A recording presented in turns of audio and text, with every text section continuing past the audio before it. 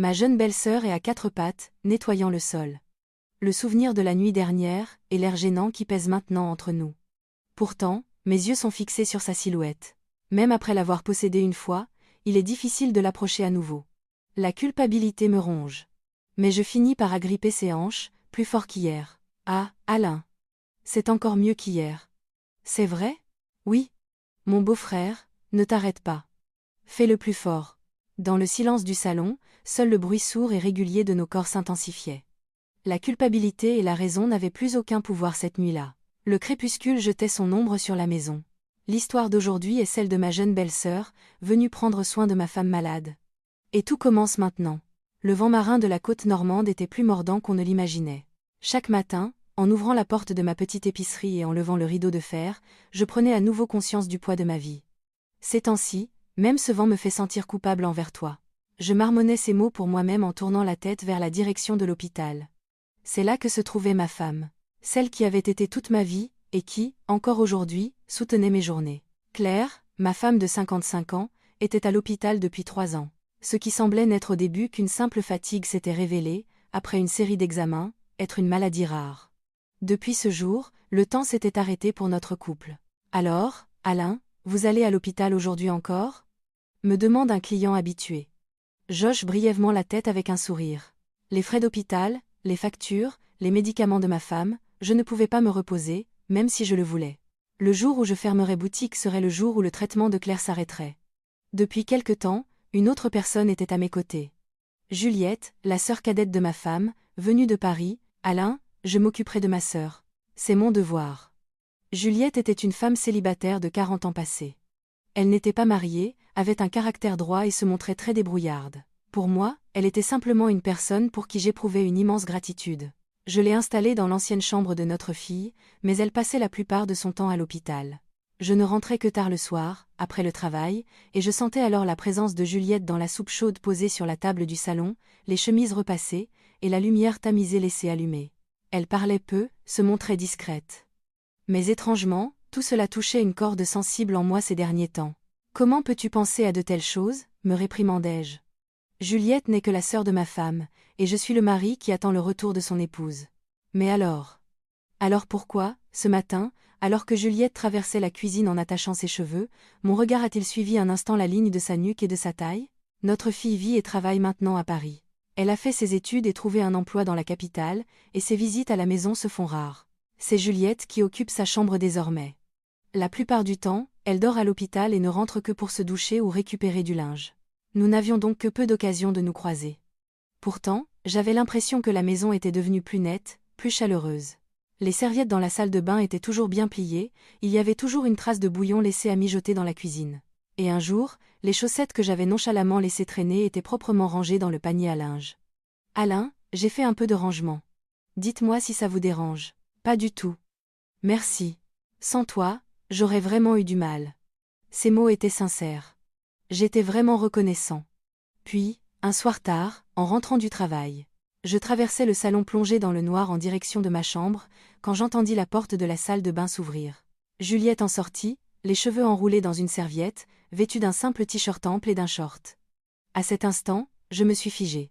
La ligne de son cou, dévoilée par la serviette usée. Les mèches humides qui coulaient sur ses épaules, suivant la courbe de sa silhouette, je ne pouvais détacher mon regard. Et au plus profond de moi, une émotion étrange commença à naître. Non, ce n'est pas bien.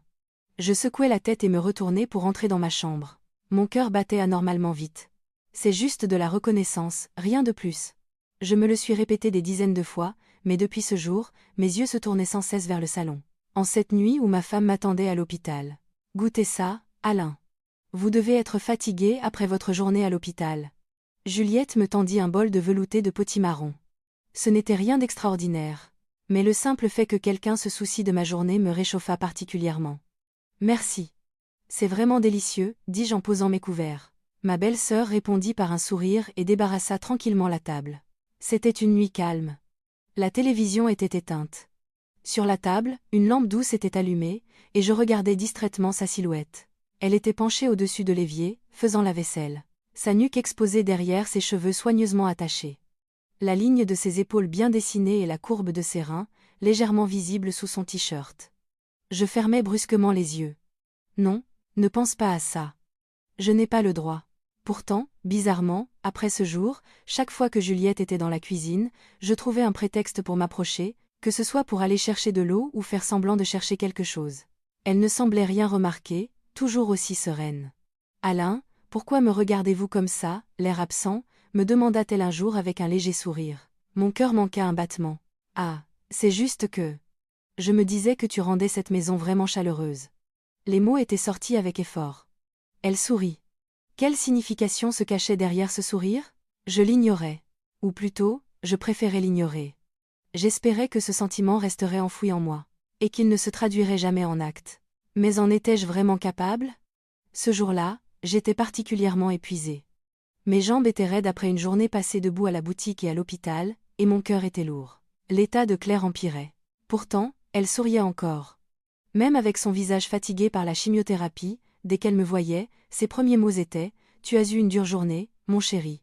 En voyant ce sourire, je me suis juré de chasser ces étranges sentiments qui m'habitaient à la maison. Mais en rentrant ce soir-là, la porte de la salle de bain était ouverte. J'allais passer sans y prêter attention quand j'ai vu Juliette à l'intérieur, en train de se sécher les cheveux.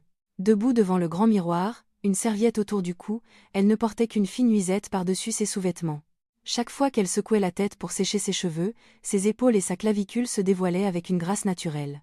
Je restais là, comme pétrifiée. Elle m'a vue aussi. Nos regards se sont croisés, sans le moindre doute. Pendant un très court instant, nous n'avons pas détourné les yeux. « Excusez-moi, Alain. J'ai oublié de fermer la porte, » dit-elle en serrant la serviette contre sa poitrine. Je détournai la tête. Non, c'est moi qui suis désolée. J'ai été surpris. Cette nuit-là, même après avoir fermé la porte de ma chambre, je restais longtemps assis à fixer le mur. Cette image, ce regard, ne quittait pas mon esprit. Était-ce une coïncidence? Ou était-ce intentionnel? Alain, demain vous devez rester plus longtemps à l'hôpital, n'est-ce pas? Oui, la séance de traitement sera un peu plus longue. Alors, reposez-vous ce soir. Vous devrez partir tôt demain. D'une voix douce, Juliette posa une tasse de tisane chaude sur la table avant de regagner sa chambre. Une légère odeur de shampoing flottait dans son sillage. Je restais assis, à fixer la tasse, hébété. C'était étrange. Ce soir, sa voix, son regard, tout semblait un peu plus doux que d'habitude. Plus la nuit avançait, plus mes pensées s'embrouillaient. Le son de la télévision et le bruit des vagues au loin rendaient cette nuit encore plus silencieuse. Allongé sur mon lit, je fermai les yeux et me surpris à imaginer une scène interdite. Juliette souriait. La silhouette devinée sous son t-shirt fin. Sa nuque découverte en attachant ses cheveux. Et ce regard? Non. Mais l'imagination était déjà hors de contrôle. Elle est allongée à côté de moi et me murmure « Alain, ne supporte pas ça tout seul. » Sa main prend la mienne. Son souffle se rapproche.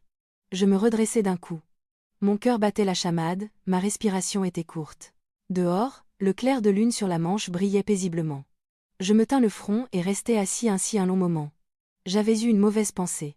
Ce n'était pas un rêve. C'était mon désir, ma soif et mon péché. Ce jour-là, ma visite à l'hôpital se prolongea. Claire me regarda avec un faible sourire et me dit « Mon chéri, sois gentil avec Juliette. Elle doit être épuisée, elle aussi. » Je ne pus qu'acquiescer. Chaque mot de ma femme était comme un clou planté dans mon cœur. Le sourire de Claire en pensant à Juliette. Ce sourire me rendit encore plus lourd après cette nuit-là. J'arrivai à la maison bien après 22 heures. Seule une petite lampe était allumée dans le salon, et j'entendais un léger bruit d'eau venant de la cuisine. « Vous êtes rentré, Alain? Vous êtes tard. » Juliette se retourna en enlevant ses gants en caoutchouc. Elle portait une robe en maille beige. Une silhouette douce, une voix calme. À cet instant, j'eus l'impression d'être entré dans un film. Assis face à elle à table, je mangeais en silence la soupe qu'elle avait préparée. Ma sœur allait bien aujourd'hui? Oui. Elle semblait un peu fatiguée, mais elle souriait. C'est un soulagement, dit-elle en baissant la tête. Un long silence s'installa. Je posai nonchalamment ma main sur la table. C'est alors que la main de Juliette se posa délicatement sur le dos de la mienne. J'ai cru que mon cœur allait s'arrêter.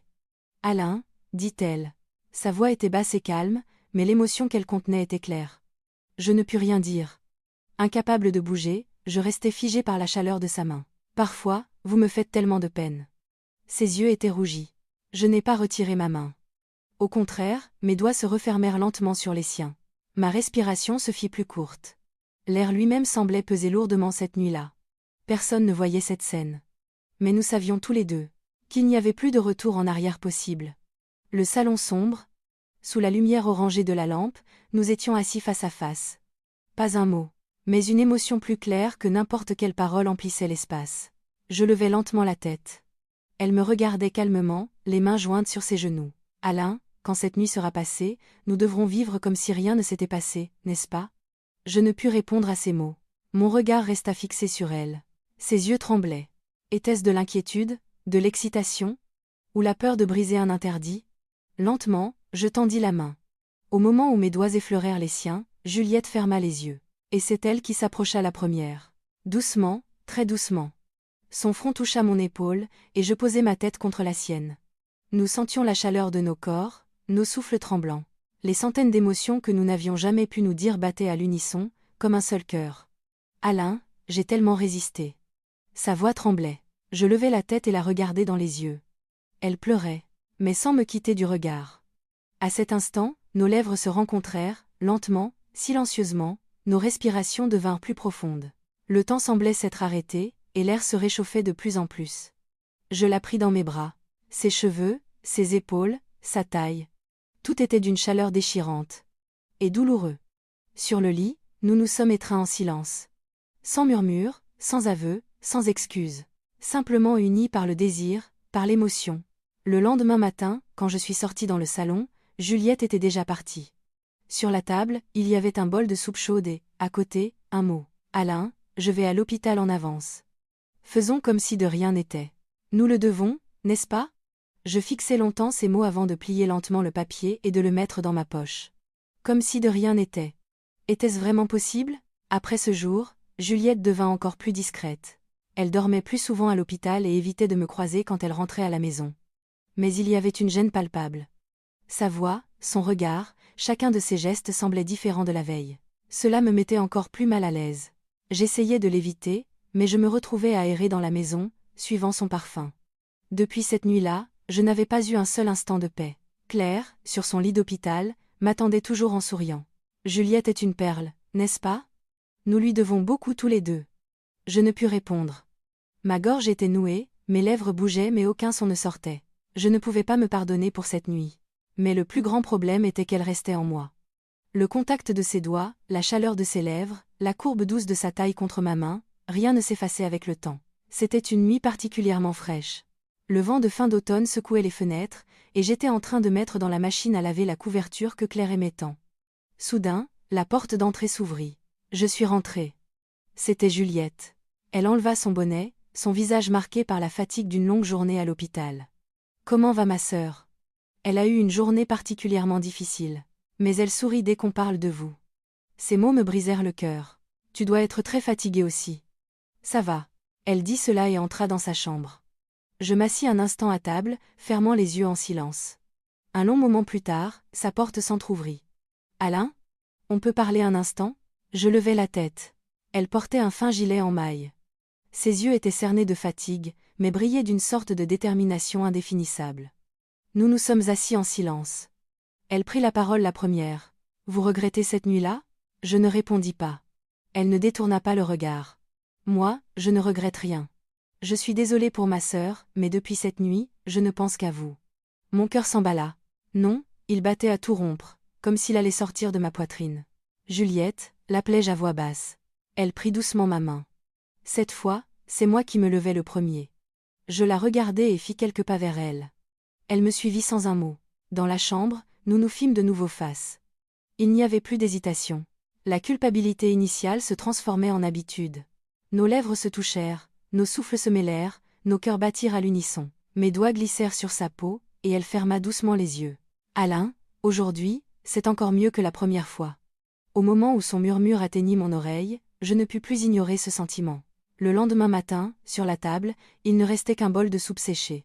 Juliette était sans doute déjà partie à l'hôpital, et je restais assis, hébété, ressassant les échos de la nuit précédente. « C'est encore mieux, Alain. » Ces mots résonnaient encore à mes oreilles. Je ne voulais pas y croire, mais c'était la réalité. Et nous n'avions pas arrêté. Quelques jours plus tard, un soir de semaine, l'hôpital appela. Madame veut rentrer chez elle subitement. Son état ne s'est pas aggravé, mais elle dit vouloir se reposer quelques jours à la maison. Un retour inattendu. J'étais confus.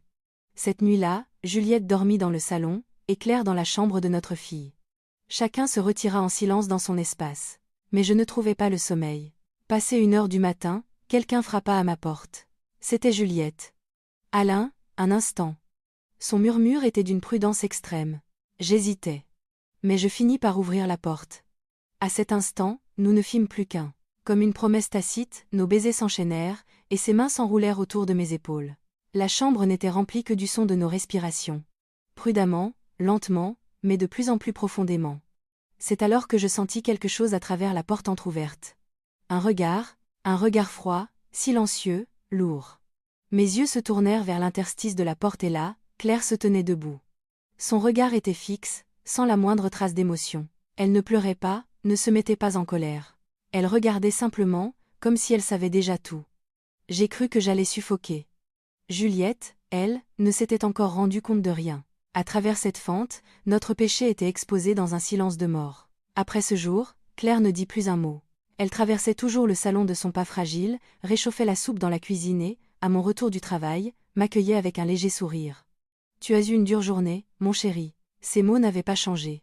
Mais derrière son regard, sa voix, son sourire, je sentais quelque chose d'indicible. Juliette ne savait pas. Ou faisait semblant de ne pas savoir. J'étais constamment angoissée, j'avais l'impression que le regard de ma femme ne me voyait plus, mais transperçait mon âme. « Chérie, si on allait voir la mer, sur la côte ?» Sa proposition était soudaine. J'hésitais, mais j'acquiesçais. Ce jour-là, le vent de la Manche était glacial. Assise dans son fauteuil roulant, elle contemplait la mer. Puis, d'une voix très douce, elle dit « Juliette, est une fille bien, n'est-ce pas ?» Je ne pus répondre. Depuis quand te regardait-elle comme ça ? Je baissai la tête. Le bruit de mon cœur qui se brisait, semblait se mêler au fracas des vagues. « Je savais, dit-elle. » Sa voix était calme et ferme. « Quand je vous ai vu à travers la porte, bizarrement, je n'ai pas pleuré. J'ai juste pensé, ah, c'est donc la fin. » Je ne pouvais pas lever la tête. Elle ajouta, « La vraie punition, ce n'est pas de juger, mais de laisser les choses suivre leur cours. » Je compris bientôt le sens de ces paroles. À partir de cette nuit-là, Juliette ne rentra plus à la maison. Elle avait disparu de l'hôpital, de son téléphone. Et Claire se referma dans le silence. Juliette n'est jamais revenue. Quand j'ai demandé à une infirmière, elle m'a simplement répondu, elle a réglé les formalités de sortie il y a quelques jours et a emporté ses affaires. C'est tout. Son numéro n'était plus attribué. Elle avait disparu de ma vie, aussi silencieusement qu'elle y était entrée. Après cette journée à la mer, Claire refusa de retourner à l'hôpital. « Je veux rester à la maison. Je veux respirer à tes côtés jusqu'à la fin. » J'acquiesçai. Et elle s'est éteinte à la maison. Tenant ma main, ses derniers mots avant de fermer les yeux furent « Pardonne-moi, je suis désolée pour toi, alors je n'ai pas pu te dire je t'aime jusqu'au bout. » Elle savait tout. Mais jusqu'à la fin, elle ne m'en a jamais voulu. Et c'est pour ça que c'était encore plus insupportable. Depuis, la maison est trop silencieuse. Plus de bruit de machine à laver, plus de soupe chaude sur la table. Parfois, j'ai l'impression que la porte d'entrée va s'ouvrir. Que Juliette va apparaître, une serviette sur la tête, et me dire « Vous êtes rentré, Alain ?» Mais il n'y a que le bruit du vent de la Manche qui résonne dans la maison vide. Je suis seule maintenant. Juliette et Claire sont parties, et je suis restée seule dans cette maison. La mer est toujours là. Cet horizon infini qui semble tout savoir, reste silencieux aujourd'hui encore. Et moi aussi, j'ai décidé de ne plus parler. L'amour n'est pas un péché. Mais un amour qui fleurit sur la souffrance d'un autre, finit toujours par être puni. Et vous, si vous étiez à la place de cet homme, comment jugeriez-vous son choix ?